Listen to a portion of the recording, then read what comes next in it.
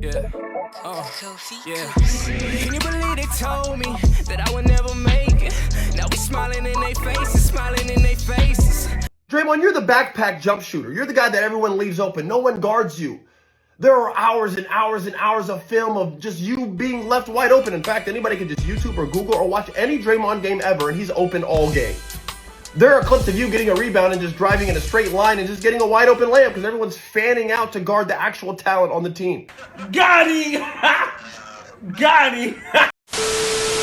Alright, y'all, if y'all new to the channel, this is Tyler Rose TV. I need y'all to hit that subscribe. But listen, I got another channel I'm growing. It's called The Winner Circle with Tyler Rose. Listen, go ahead and subscribe to that channel. It'll be merged with this video right here. But for today's video, ladies and gentlemen, Draymond Green, one of the most delusional role players that I've ever seen, has some words for Austin Rivers because Austin Rivers felt some way about how he felt about Steve Kerr. So Draymond Green told the world that he thinks as much as Steve Kerr did some positive things for his career, he also hindered his career. Now, I'll be the first to tell you that Draymond Green is a great role player, but even being that great role player that he is, he still wasn't the best role player on his team. He wasn't better than Andre Iguodala. So you can't sit there and glorify your name and act like you the best thing since sliced bread when you weren't even the best role player on your team. But I got a lot to unpack. So what I'm going to do is I'm going to run what Draymond Green had to say. Then we're going to get into Austin Reeves dropping the bomb straight ether. I mean, just cooked Draymond Green. Gave him a reality check, if you ask me. So we got a good show for y'all. If y'all new, hit that subscribe. And like I said, check out my new channel, The Winner Circle with Tyler Rose TV. With Tyler Rose, not TV, but you know what I'm saying. Same shit, whatever. Let's do it. Back and forth, because quite honestly, guys that you usually get into the back and forth with, they become back and forth because it's like one of them like severely tips something this way and the other just like kind of so far down that it kind of pulls you back a little bit. For those of y'all a little confused, he's just speaking about how Austin Rivers' career is here and his career is here. That's basically what he's trying to tell y'all. And so, speaking of Austin Rivers, you know, I saw he said he's bewildered and it's ridiculous of what I said. And I just find it interesting that a guy who was the 10th pick in my draft, I was 35, who's on his second act, still on act 1, he goes, Draymond, never been a scorer. Austin, you and I averaged the same amount of points in high school. And I say high school because that's when you were at your best. And then in college, you know, he was still good. He was very featured at Duke because NBA careers, should he really talk about my NBA career? I'm still with my first team. He was gone from his first team in 2 years. The guy received the biggest bailout in U.S. history prior to President Trump bailing out the airlines when his dad gave him $42 million. And I tip my hat to Doc. I pray that I can give DJ $200 million or give Deuce $250 million. I pray that I can do that one day. I love how people just go take the 15 seconds that they want to take and make it a headline. But I really enjoy watching Austin Rivers be bewildered. Okay, so as we see, we're going to get into the next clip, ladies and gentlemen. So you seen what Draymond Green had to say, some harsh words about him being his best in high school, which I disagree. I think Austin Reeves was a hell of a collegiate player. As you see him at Duke, game-winning shots, lottery pick. Draymond wasn't a lottery pick. Now, Draymond may have had a better career on paper, but let's be honest with y'all, Austin Rivers was that man. He was the business. That hoop mixtape, when I was in high school watching that hoop mixtape, I was like, bro, I gotta go work on my game, bro. I'm trying to get like him, man. Playing high school ball, you see that dude play, you want to shape your game like him. But for y'all that didn't see it, we're gonna get into this clip right here of Austin Rivers straight giving Draymond Green the business, straight up cooking this man. Come on, Draymond. This is ridiculous. Seriously. Ridiculous. But you know what? I'm going to address it because you crossed the line and you were mad disrespectful for whatever reason. You've been around too long. We both were drafted in the same class. The fact that you don't have the wherewithal to do your due diligence and actually understand I was being highly complimentary of you on the Dan Patrick Show. But it's you, and I shouldn't be surprised. You always act irrationally, emotionally immature, and your anger always puts you in hot water. So here I am having to address a video of you belittling my career. First off, Draymond, we weren't the same players in high school. I don't care about our numbers being similar. I did it at the national level, the top level. Hence why I got the Naismith Award, and I got pretty much every award you can think of in high school. I was ranked number 1. You were ranked, I don't know. So cut it out. Next. College, you actually were you actually a really good college basketball player, but it's hard to compare because I was only there for 6 months. Something you could never do. Oh. Talk about I was, one of the featured guys. No, I was the guy. I led my team in scoring. I was first team All-ACC, freshman player of the year, lottery pick. Stop. Next. The NBA, hey man, you got it, Dre. I mean, listen, I played in the NBA for more than 10 years, more than a decade, but 11 years, but I'm not a Hall of Famer like you. So I'll give you that credit. All right, you got it. But let's peel back that onion and understand why. Let's peel back that onion. Easy, Tiger. Okay? You have the delusion, the non-wherethal, the irony of you saying I'm part of the biggest bailout in NBA history. Draymond, you were the luckiest basketball player I think I've ever seen, especially in modern day history. Let's talk about that. You were drafted to a franchise with a Hall of Fame front office, Bob Myers, Hall of Fame coach, Steve Kerr, the greatest shooter of all time, and perhaps the top 5 player of all time, Steph Curry, Hall of Famer. One of the greatest shooters, top 5 shooter of all time, another Hall of Famer, Klay Thompson. The Swiss Army knife himself, the guy who could do a little bit of everything on the floor, Andre Iguodala. Andre Iguodala is better than Draymond. I hope all y'all can get that clear. I mean, I don't think it's crazy. It's not like I'm saying something that's absurd, right? Like, Iguodala is better than Draymond. Hall of Famer, I know, keep up. It's a lot of talent. Not to mention one of the most lethal scorers of all time, and arguably a top 10 player of all time, Kevin Durant, the same guy you chased off because of this, your mouth. You talk too much. And that's not even counting the plethora of talent around those guys. Facts. The Sean Livingstons, the Barbosas, the Andrew Wiggins, the Jordan Pooles, who you also chased off. Cut it out.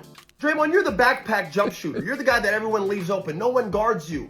There are hours and hours and hours of film of just you being left wide open. In fact, anybody can just YouTube or Google or watch any Draymond game ever, and he's open all game. Damn.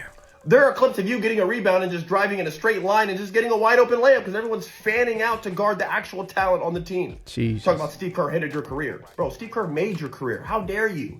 Coming at me? Are you kidding me? I wish I could give my son $200 million if I was a coach. Yo, the NBA doesn't give coaching jobs to guys who may or may not sucker punch one of the players and staff. You need to fall back, Dre. Let's just be frenemies. I don't know why. You kind of just remind me of Drake real quick, that ending part. But I'm going to be honest with y'all, man. Draymond Green needs a reality check. And the reason why he does is that I'm not taking nothing away from Draymond Green. Hell of a role player. Does his job. But let's just be honest, bro. This man has made almost $300 million for being a role player. This man never had to carry a franchise. This man never had to go home and think, damn, man, I got to make this team better because it falls on my shoulders and I am the one and I am the option one. I am the person on this team that's going to get us there, bro. He has no expectations. If he plays trash, nobody will say they lost because of Draymond. Draymond didn't score enough. Draymond didn't do his job. No.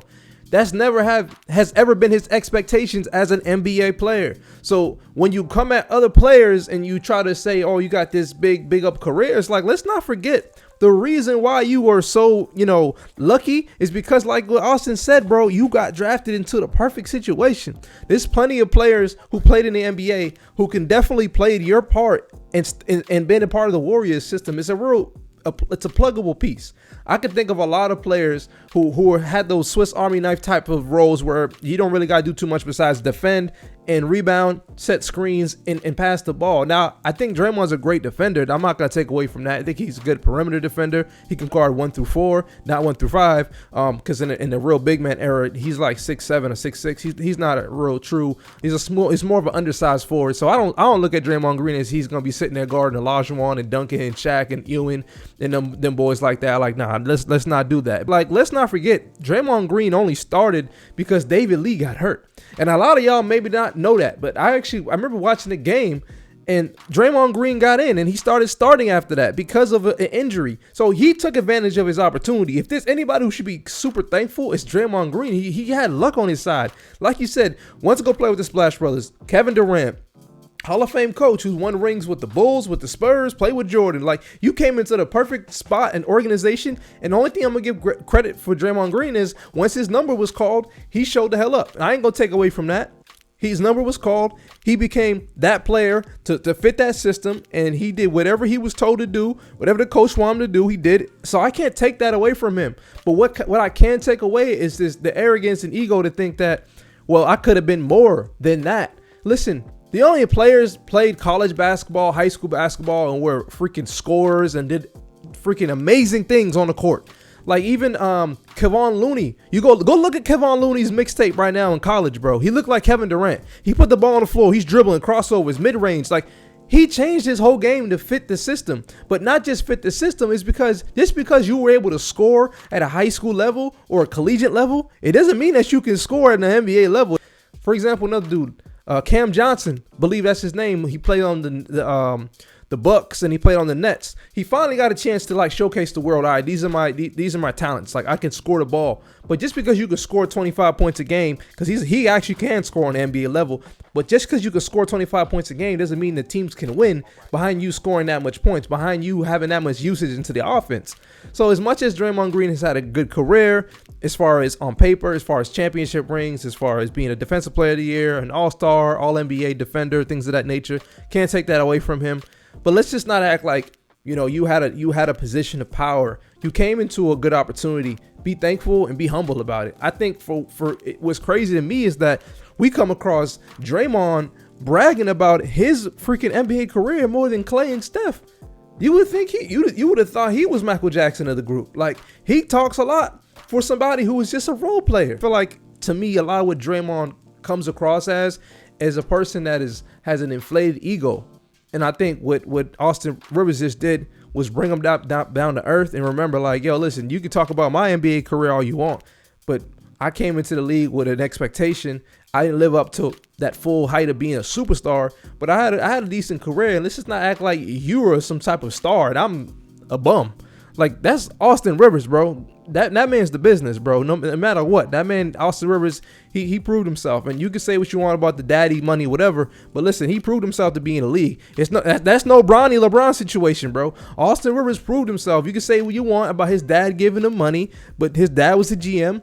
He played a role. He was a good backup point guard behind Chris Paul, I believe. Like, that's not a bad. Austin Rivers is not a bad backup PG. Just like a DJ Augustine type player. Like, those guys are nice, bro. Like Ray Alston type guys. Like, they can hoop. They can carry their own. They're not stars. They're not Steph Currys. You know what I'm saying? They're not Magic Johnsons. They're not AIs. They're not that kind of level, but they can still hoop. And he got into the league because he was the best high school player, you know, in the country. You know, this wasn't no nepotism type of situation. So that's all I'm gonna say, ladies and gentlemen. If you're new to the channel, hit that subscribe and don't forget to check out the new channel, which will be merged to this channel. It's called The Winner's Circle with Tyler Rose. I appreciate y'all for watching. I'm gonna see y'all in the next one. Peace.